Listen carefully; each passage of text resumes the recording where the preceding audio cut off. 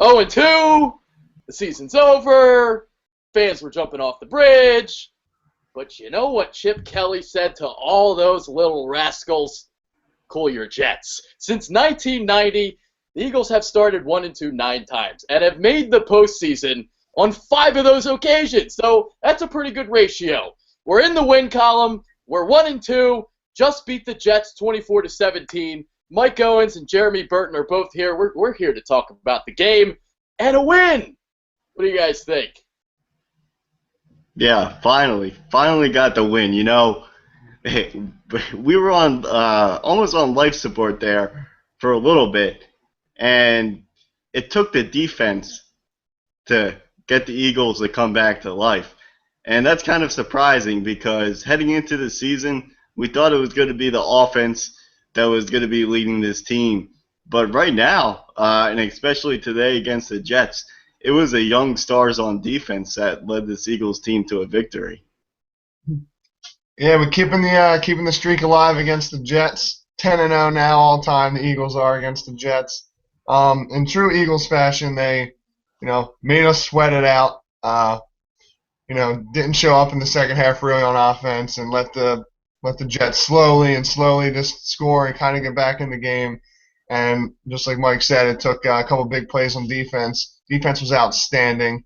We'll talk about some issues on offense, but definitely the bright spots, the young guys on defense, Jordan Hicks, Eric Rowe made some big plays, Walter Thurman. So it was just nice to get the win, honestly. I don't care how we got it, but I'll take the W. Exactly. They needed a victory, and they got it. But there's still a lot of things that need to be worked on offensively. And let's talk about it right now. Ryan Matthews did have a nice game. I like the way he ran, but Bradford is still kind of stuck in a little bit of a rut. 14-28, 118 yards today, but he was 2 catches away from going up to 250. Those 2 drops by Matthews and Sproles. Yeah, they were some tough ones there. I mean, those guys, they got to catch those balls because they were 2 touchdowns probably. But you're talking about Bradford, and coming into this season, we were, worried about an injury maybe that would knock him out. But right now, Bradford is really just putting up mediocre performances at best. He's really got to do a better job at this point. Bradford is just looking at his primary target, and if that's not there, he's going to the check down. So the one throw that Bradford can make is that throw on the wheel route, but all his other throws right now are a little bit off. Yeah, he has been very mediocre so far this year. He didn't have any picks today, but previous games he had interceptions. You're right. The wheel route seems to be his money throw, and he could have easily had probably another touchdown or 2 if Sproles and Matthews caught those. But it's hard to hate on Sproles on that drop because obviously he was a stud muffin during the game. One of the best punt returns I've ever seen. My voice is still hoarse from that one play. Made 5 Jets miss and just scooted to the end zone. That was beautiful. But Bradford, yeah, we only had completions to 1 wide receiver, and that was Jordan Matthews. Tight end Zach Ertz was mixed in along with the running backs, but you got to get the receivers more involved. You got to spread the ball more around. You can't just finish with 118 passing yards. Like it's just not what we brought you here for.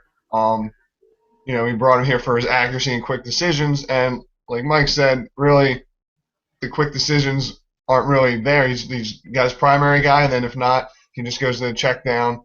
Accuracy's been a little off. His throws haven't been, as beautiful as that Green Bay game in the preseason. That's what we wanted to see. We got all excited.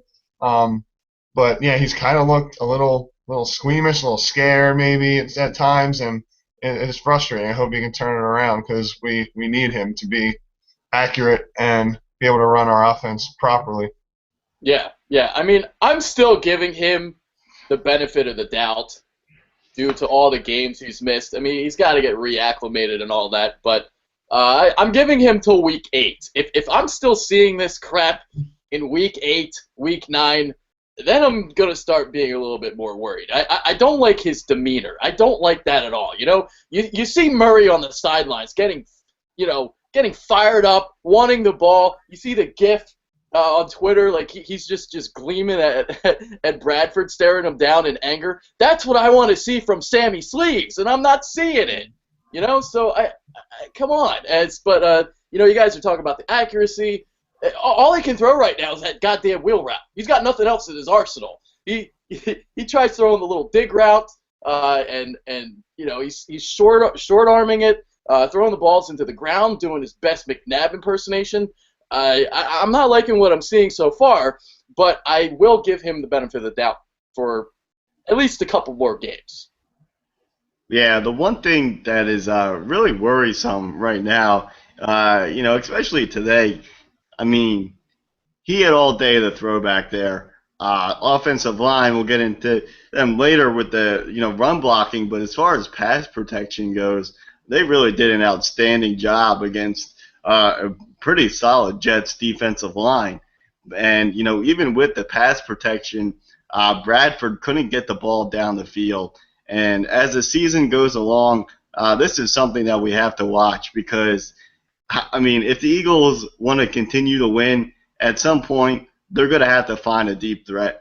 I don't know who it's going to be. Maybe it's Josh Huff, but they got to find someone that they can go more than 15 yards with. Yeah, we really do. Hopefully someone can emerge. Like you said about the pass protection, he had all the time. Offensive line did a good job. It's just it just wasn't there. I mean, we was playing against Antonio Cromartie, Darrelle Revis. They do have a good secondary. But for now though, the wheel routes are working. So stick with that. And the running game, it was finally nice to see that show up a little bit today. Yeah, I'm with you guys. Two things that I really liked today. I like the fact that we were running the ball under center. Although it was predictable every time we ran under center because we didn't throw the ball one time when we were under center. And we were slowing the game down a little bit, switching up the tempos. It wasn't that up-tempo, fast-paced style that we normally see. And I kind of like that, and you may have to do some of that if this offense is going to continually, week in and week out, underperform. So you got to slow the tempo down, let the defense get its rest, and just let them go to work like they did today. Yeah, well, we talked about this on the pre-show, that something the Eagles might have to consider is, slowing down the tempo some. And they must have listened to the bitter birds because that's exactly what the Eagles did today, especially in the first half when things seemed to be rolling there. They did a good job of switching the tempo. They seem to use the tempo at the right time, and they seem to slow things down at the right time.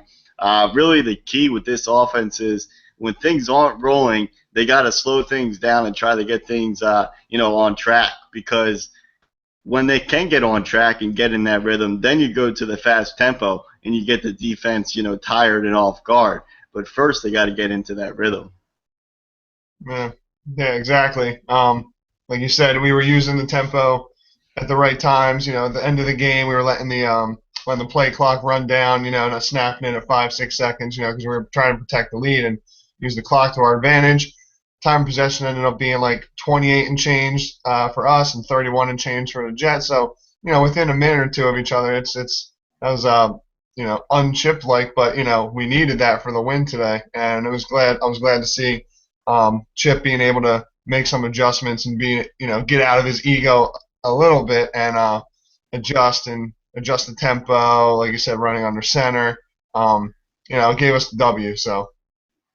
Yeah, and I'm glad to see that Chip did that because the best coaches in the NFL are the ones that can get past their ego because every single coach has a huge one, and Belichick's the best. He's the one that makes the best adjustments as the season goes along, and it's good to see that we saw this from Chip. So, we'll see if he can continue, making the proper adjustments and keep tinkering with the offense as the season goes along. So, moving on to the running game.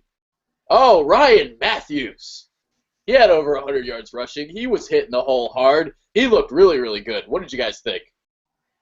Yeah, well, when they brought in Ryan Matthews, along with DeMarco Murray, they like Matthews because he himself is that, one cut runner, downhill. And you saw that today from Matthews.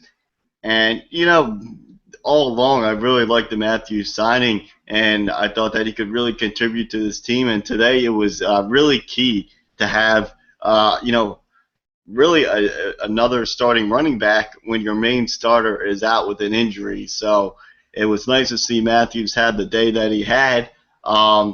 Still some things to work on with the offensive line and the run blocking. I felt like they could have got a lot more done on the ground. So definitely plenty to work on. Yeah, bringing Matthews in, I love the signing. The talent's always been there. He was former first-round pick for the Chargers.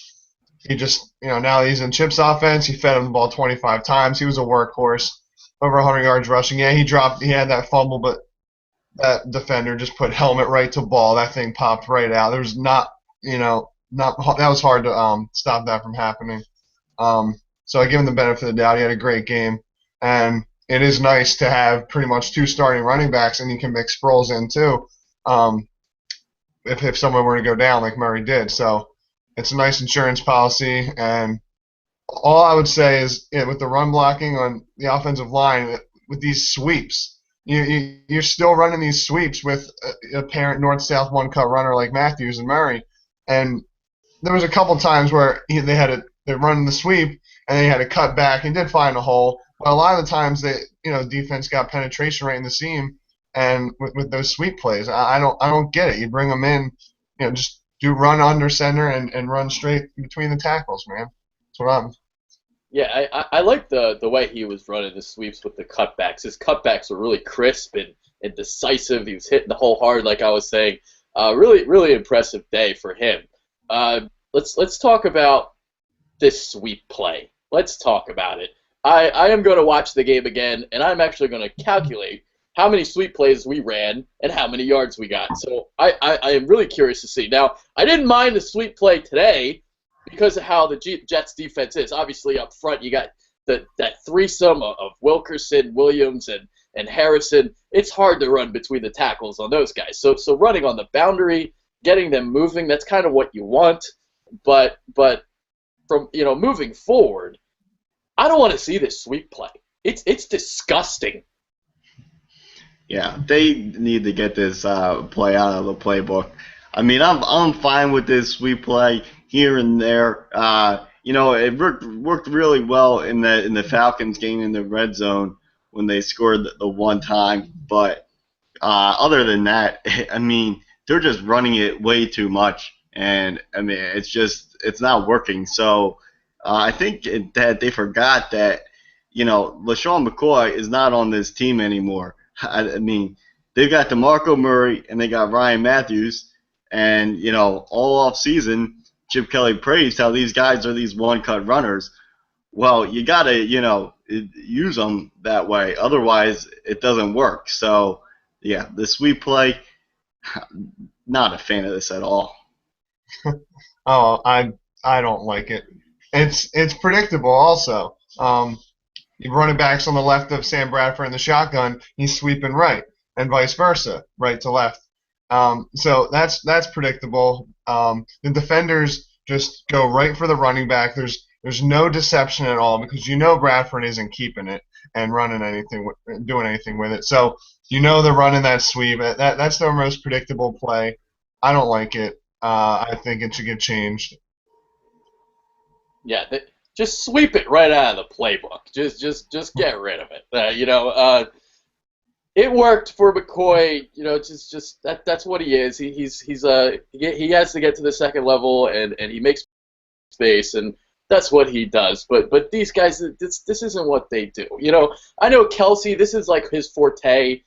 Pulling center, being out on the second level, being out on the boundary, all that good stuff. But this play is just so slowly developed, and it just takes forever to get going. And with the way the offensive line is playing, I mean, guys are just in the backfield. I feel like we're losing yards more of the time than we're actually gaining. And when we do lose yards, it's like 4 to 5 yard losses, and not something I want to see at all. I mean, like Mike said, it's okay. You can run it a few times a game, but they just run it way too much.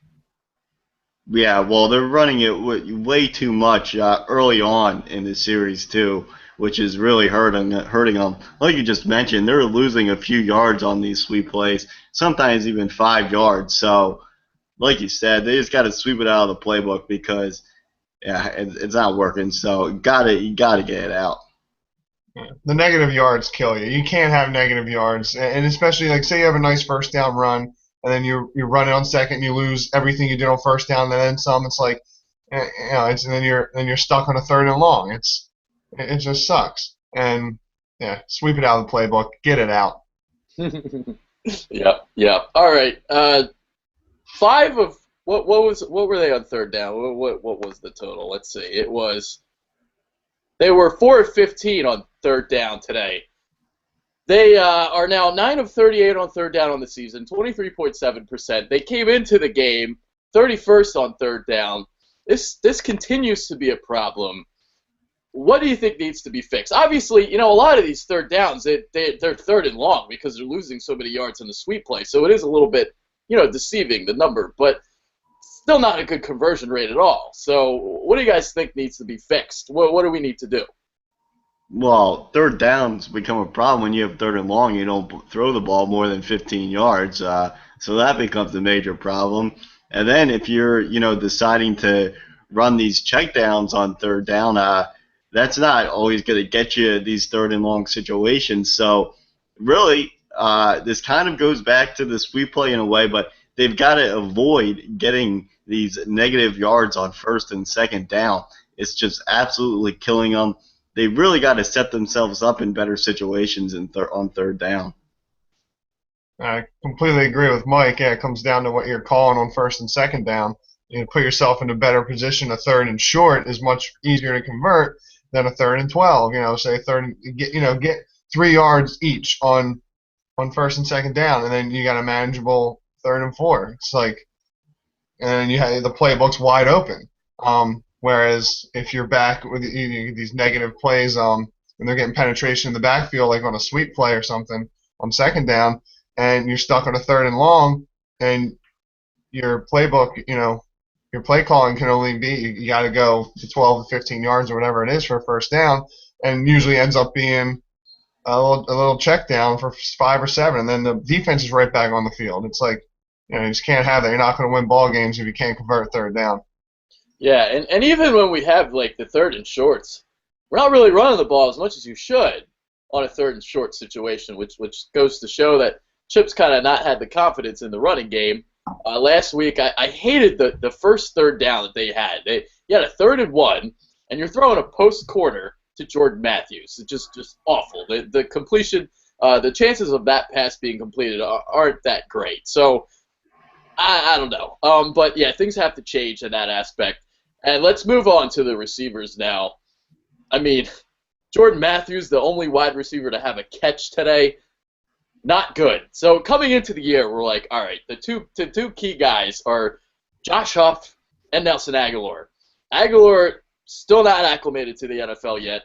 Huff was he was in street clothes on the sideline, so which was actually probably a good thing because when you're on the sideline, you can't drop the ball, you can't fumble it, and all that good stuff. So hey, maybe it was a good thing. Yeah, well, I mean, we came into the season saying that Huff was kind of the wild card among these wide receivers. Well, right now, Huff is not impressing us at all. Didn't even play today, so that's a problem right away. The guy has to get on the field, and he's got to start producing. Agholor, I guess like you said, he's still getting adjusted to the NFL, I guess, but at some point you would like him to start catching some passes here and there. And then you go down, you got, Riley Cooper, non-existent. Miles Austin, we continue to try to throw the ball to him on third down. Not a good plan. So, yeah, right now our wide receiver is Jordan Matthews. Oh, what? You didn't think Josh Huff looked good on the sideline? You see his haircut? It looked good, man. Um, Receivers are a problem. Obviously, we got Jordan Matthews, who's the consistent stud. Aguilar's not ready. He hasn't shown anything. Miles Austin can't catch a third down ball. Riley Cooper's Riley Cooper. What do I come out of this saying? I think we really missed Jeremy Maclin. Well, that's an understatement.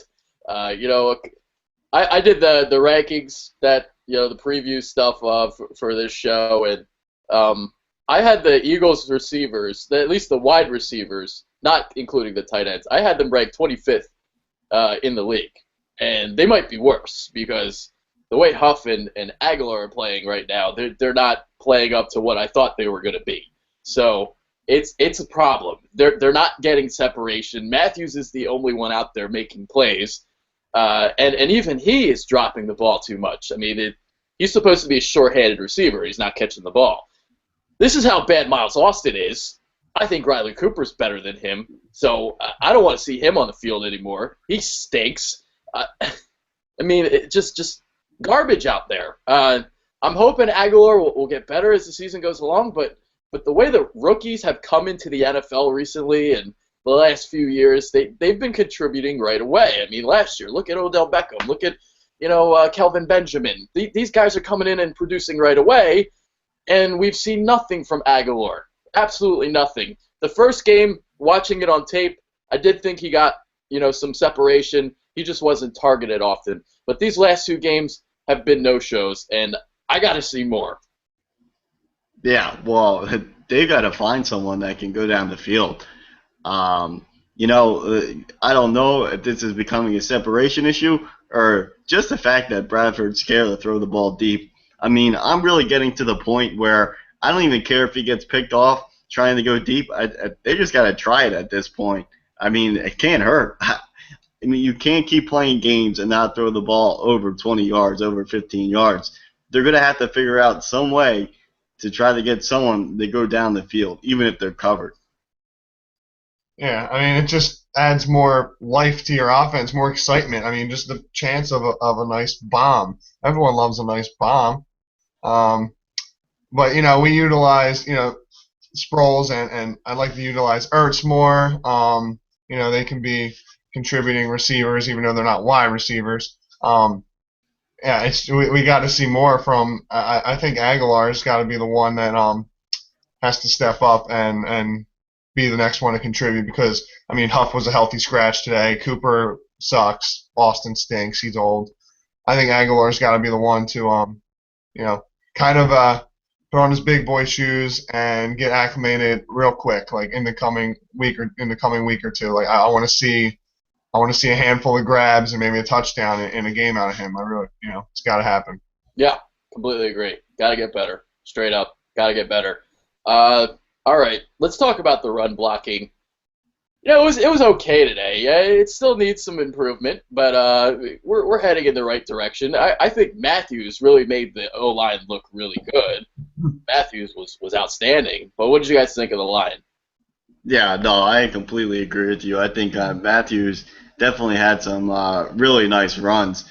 The one thing that you could even tell from Matthews in the preseason is he's very good at shredding tackles, and he did that today.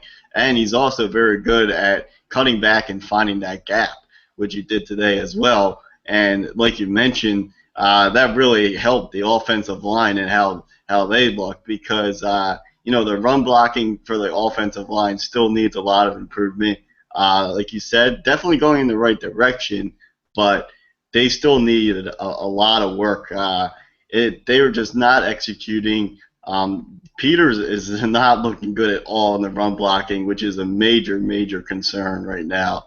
And Peters is always seeming to come down with some type of nagging injury in these games. So they've got to communicate better along that offensive line because if they want to win football games, they got to run better than they did today, especially in the second half when you're trying to win a game.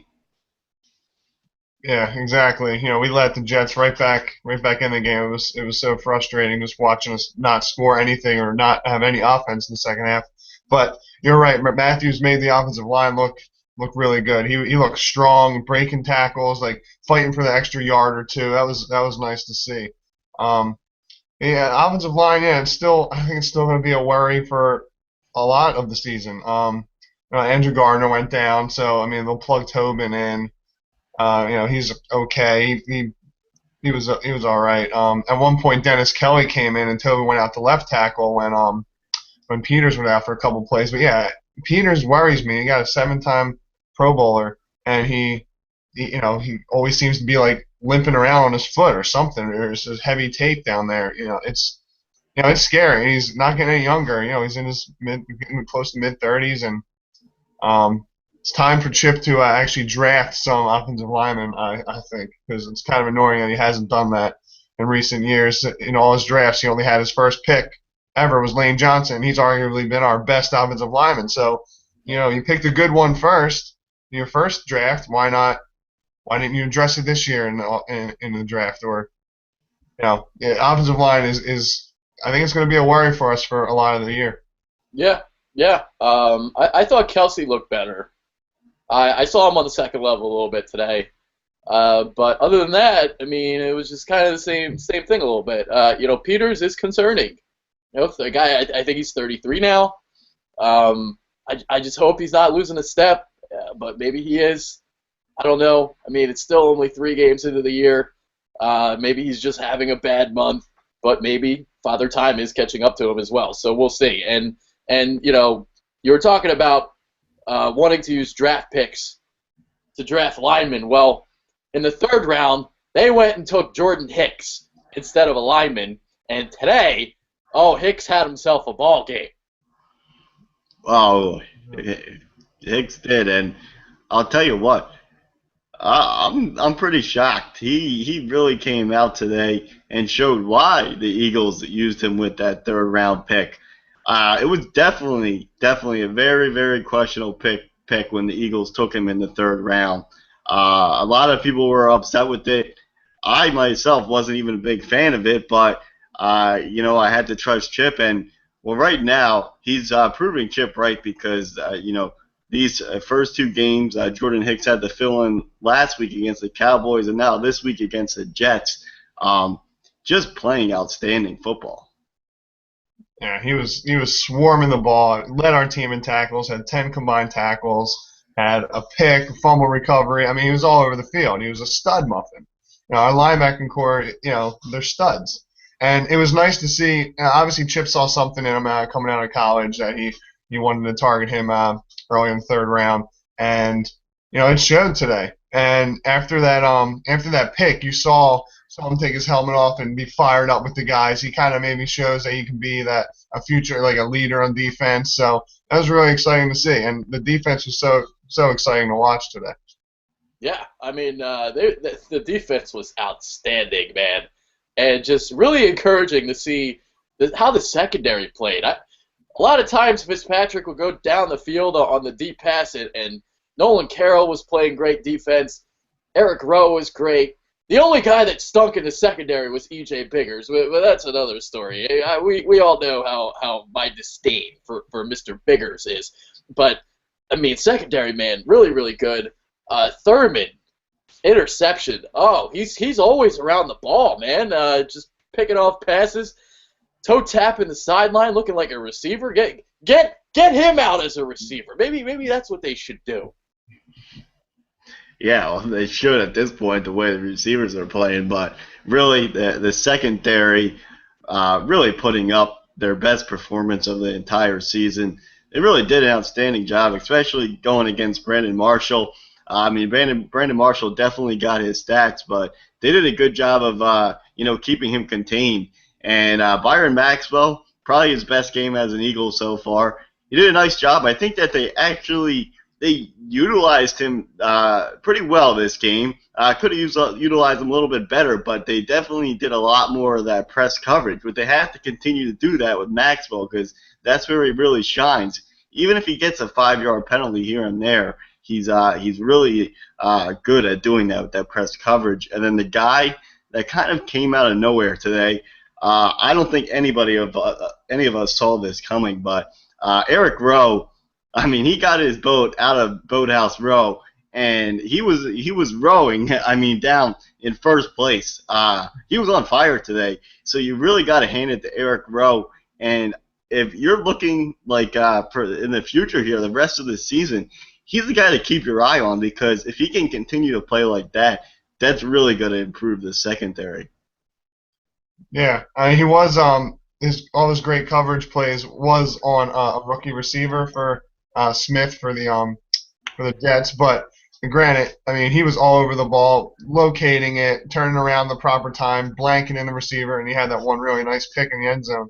The secondary was great. Thurman and Jenkins were all over the field. I think we definitely figured out our safety issue, much better than Nate Allen. Jesus Christ. But Maxwell, I agree, had his best game as an Eagle. He was all over Brandon Marshall a lot of the night, a lot of the day. He used more of his strengths, like you said. He's getting more physical. Nolan Carroll had a nice batted pass. He had some good coverages. All in all, I think it was an exciting day for the secondary. Kept us in the game for sure. Yeah. They won us the game, for God's sakes. They were outstanding.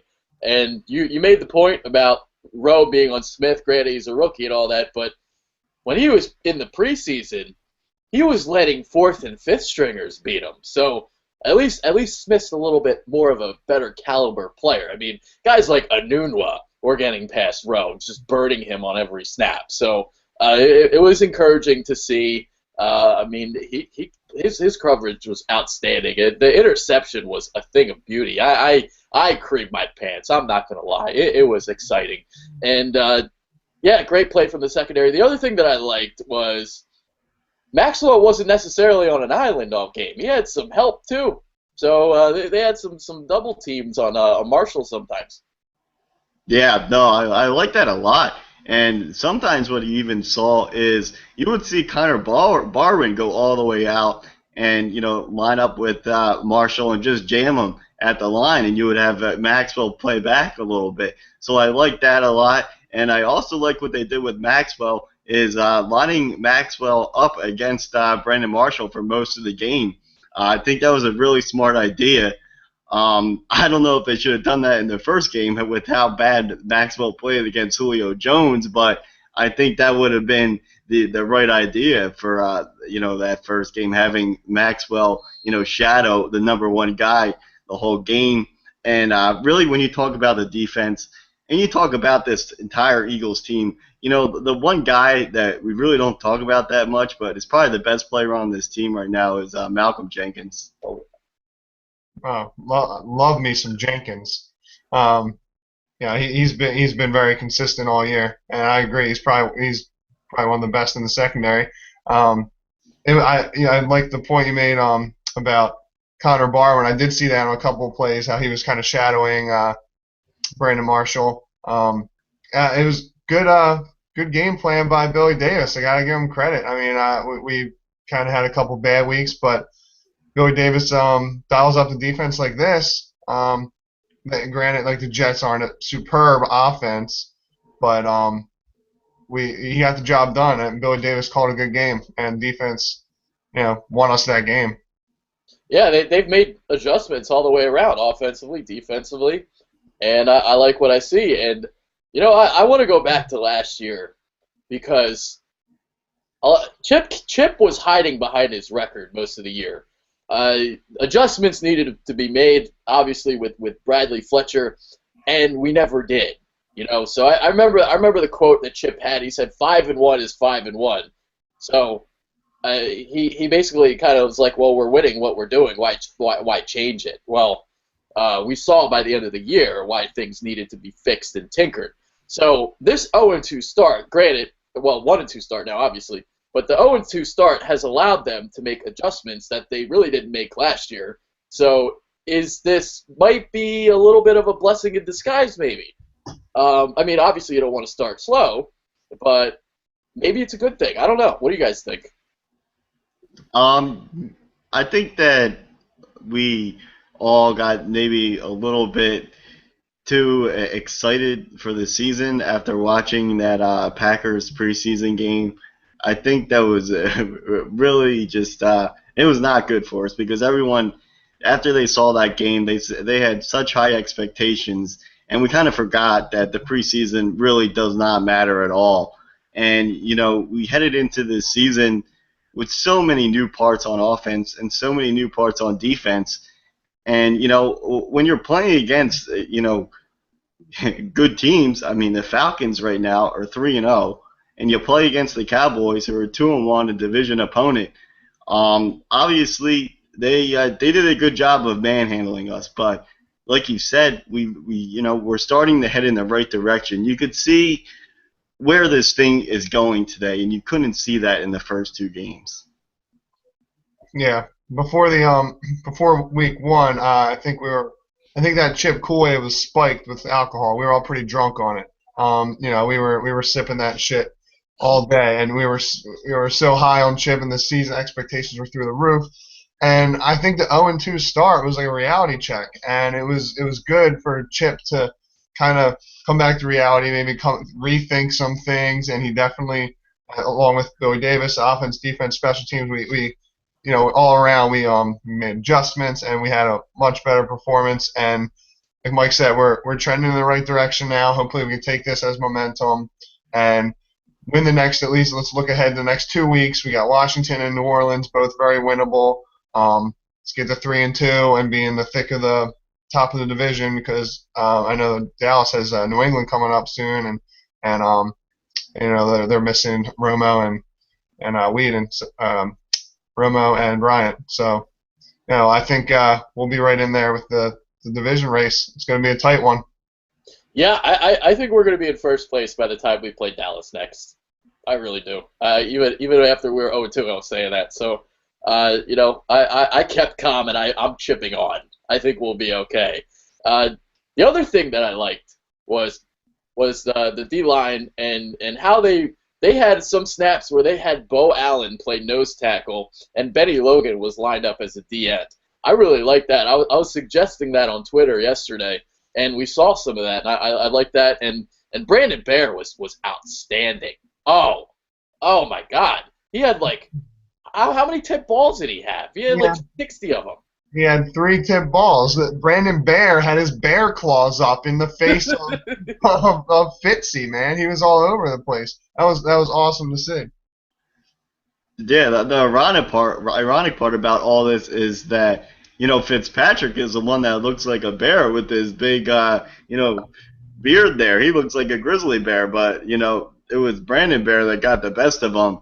And yeah, Bear was just really, really good today. And it was funny during the broadcast because, even they were like, Brandon Bear, I've never heard of this guy before. They had no information on the guy. So obviously, to know Brandon Bear, you have to be a pretty big Eagles fan. We know about him, but yeah, he's a guy that he used to play at Oregon, but he's a third-year player, and if he can get more playing time, which I think he's going to after this performance, he's going to continue to shine because he looked good.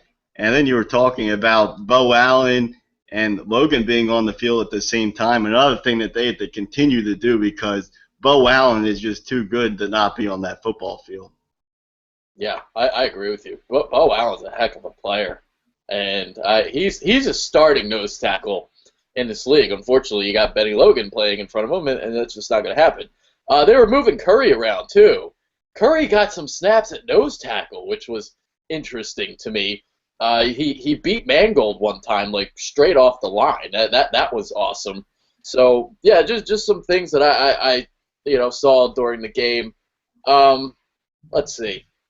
Anybody else stand out to you on defense, offense? Anybody that we haven't mentioned?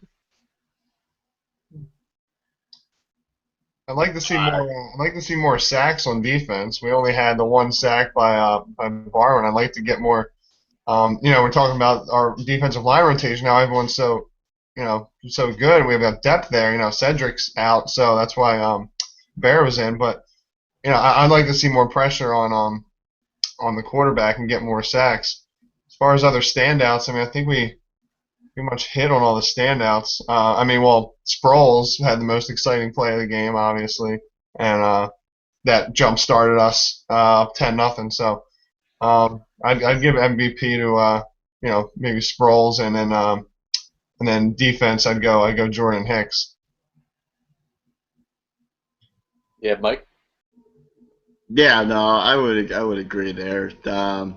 Yeah, I think really all around, I think you just got to give it the all around MVP to the defense because I think they all really showed up today. Jordan Hicks definitely led the group there, but I think they all did an outstanding job. And really, what you come away with in this game for the defense is that they have a lot more depth this year, and that is key.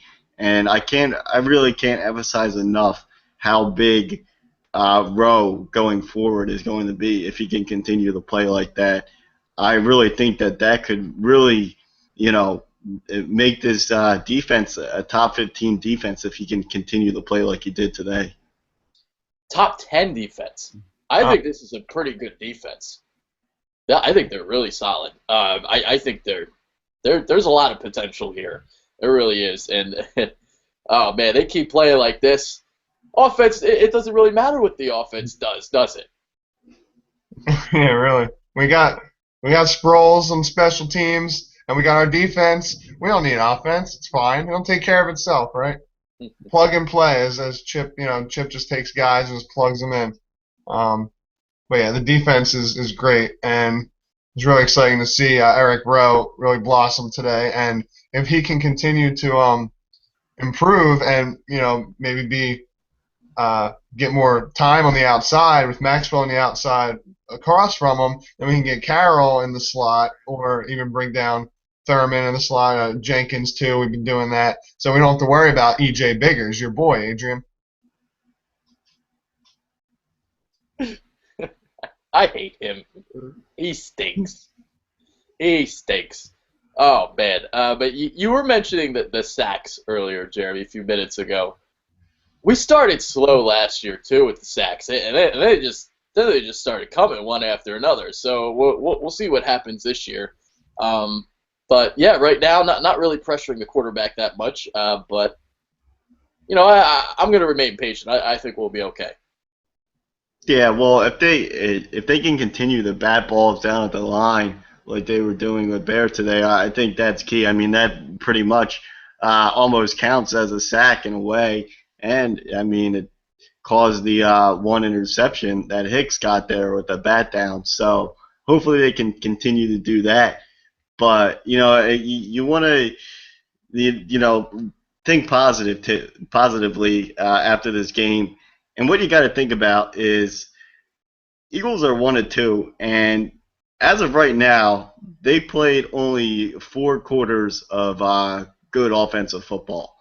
And so that's something positive to think about because if they can try to put this together for 3 quarters or 4 quarters on offense and the defense continue to play like they're playing and the offense and defense can meet halfway, then you're talking about a good football team.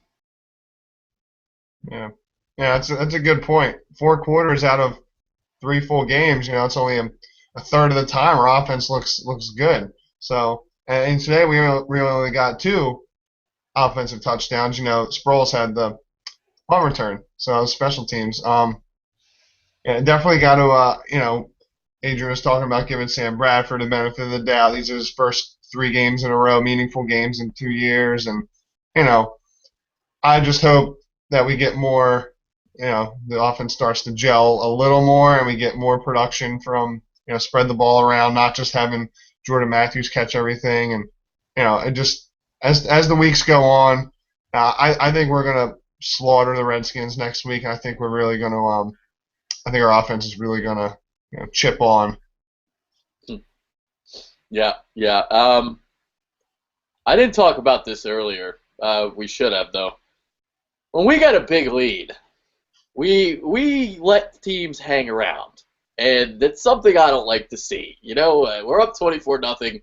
I shouldn't be biting my nails for the entire 4th quarter. Just squirming around in my seat.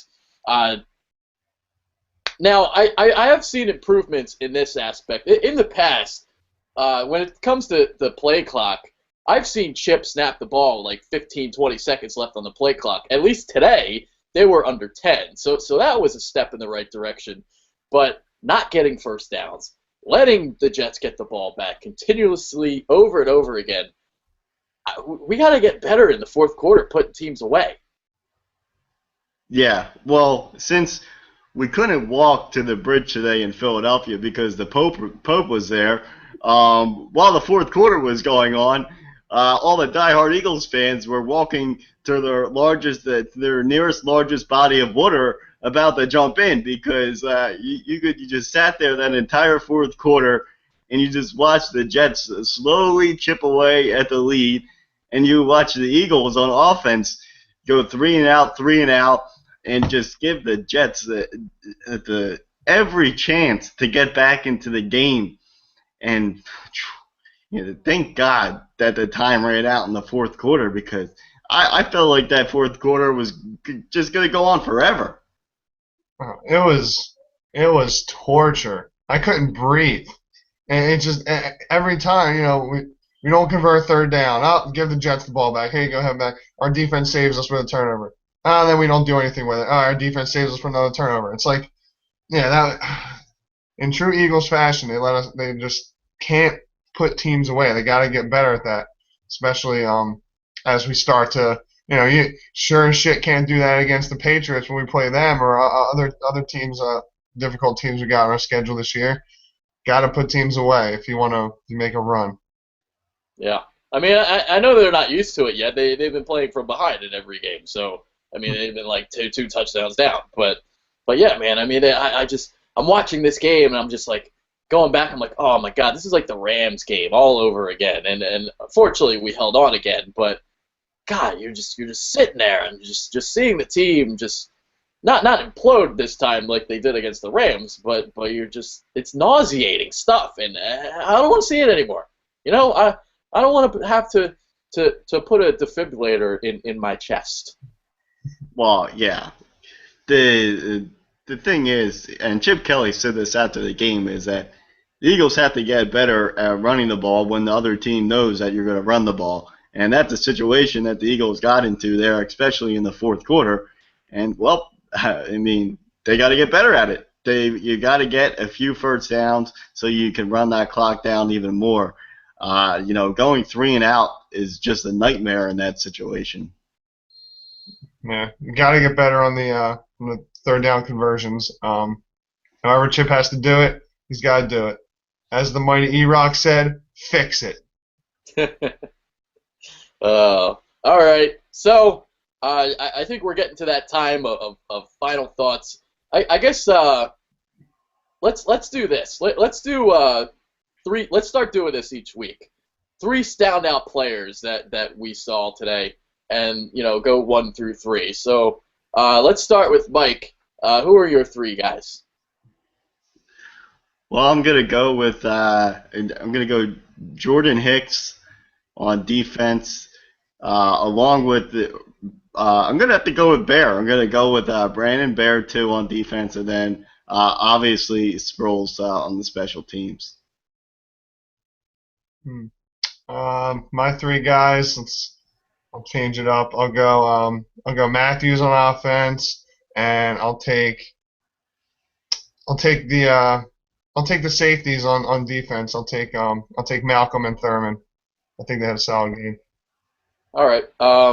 My 3, E.J. Biggers. No, just kidding. Yeah, my 3 are the same as Mike's. Sproles, Brandon Bear, and Jordan Hicks. Jordan Hicks was phenomenal. Maybe even put a little star next to Eric Rowe too. Just didn't see enough snaps for me to put him in the top 3. But to see him get better already, a really encouraging sign because the separation receivers were getting in the preseason, it was substantial, and the coverage was airtight today, so it was really good, and I loved it. So that's that. We've basically covered everything in this show. It's final thoughts time. So what do you guys want to say? Yeah, well, you were just talking about Rowe, and that kind of brings me to my final thought because before the game today, I was really thinking about this, and I was thinking, is it really possible that the Eagles could maybe wait until even halfway through the season before they experimented with Rowe, and or maybe even the entire season, the way that he looked in the preseason, because we really didn't see much of him through the first two games, if anything. So it was a real thing to, debate in my head.